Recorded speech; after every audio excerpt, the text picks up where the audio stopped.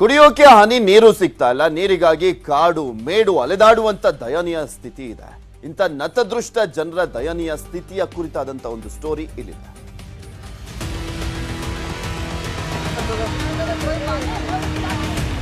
ಕಲ್ಯಾಣ ಕರ್ನಾಟಕ ಭಾಗದಲ್ಲಿ ದಿನದಿಂದ ದಿನಕ್ಕೆ ಸೂರ್ಯನ ಪ್ರತಾಪ ಏರುಗತಿಯಲ್ಲಿ ಸಾಗ್ತಾ ಇದೆ.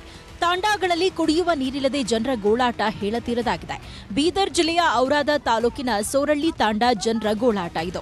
1000ಕ್ಕೂ ಹೆಚ್ಚು ಜನಸಂಖ್ಯೆ ಇರುವ ತಾಂಡಾದಲ್ಲಿ ಕುಡಿಯುವ ನೀರಿಗೆ ಹಾಹಾಕಾರ ಉಂಟಾಗಿದೆ. ನೀರೇ ಇಲ್ಲ ನಮಗ್ ಏಟ್ ಬಿ ಅನ್ನ ಹತ್ ಕೂಡ ನೀರು ಬರಲು ದಿನ ಇಲ್ಲಿ ಝಗಡಾನೇ ಅದ. ಏಟ ಅಂತ ಝಗಡ ಮಾಡ್ಬೇಕು ನಾವು. ಈಗ ಬ್ಯಾಸ್ಗಿದಾಗ ನೀರೇ ಎಲ್ಲಿ ಹುಡ್ಕೋತ ಹೋಗ್ಬೇಕು ನಾವು.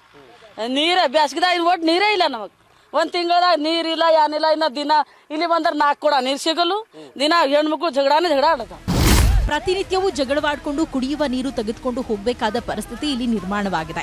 ತಕ್ಷಣ ಪರ್ಯಾಯವಾಗಿ ಇಲ್ಲಿನ ತಾಂಡಾದ ನಿವಾಸಿಗಳಿಗೆ ಕುಡಿಯುವ ನೀರಿನ ಸಮಸ್ಯೆ ನಿವಾರಿಸಬೇಕು ಅಂತ ತಾಂಡಾದ ಜನತೆ ಮನವಿ ಮಾಡಿದ್ದಾರೆ.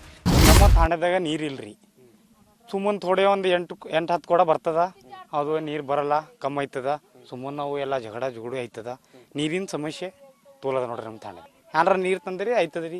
ಇವ್ರು ಏನು ಹೇಳಲು ಇಲ್ಲಿ ಜಗಳ ಆಡೋತಾರ, ಹಿಂಗೆ ಇರ್ತಾರ, ನೀರು ಬರಲ್ಲ. ಜನಪ್ರತಿನಿಧಿಗಳು ಮತ್ತು ಅಧಿಕಾರಿಗಳು ಸ್ವಲ್ಪ ಕಾಳಜಿ ವಹಿಸಬೇಕು. ಇಲ್ಲವಾದಲ್ಲಿ ತಾಂಡಾ ಜನರು ಬೀದಿಗೆ ಬಂದು ಹೋರಾಟ ಮಾಡೋದಂತೂ ಖಂಡಿತ.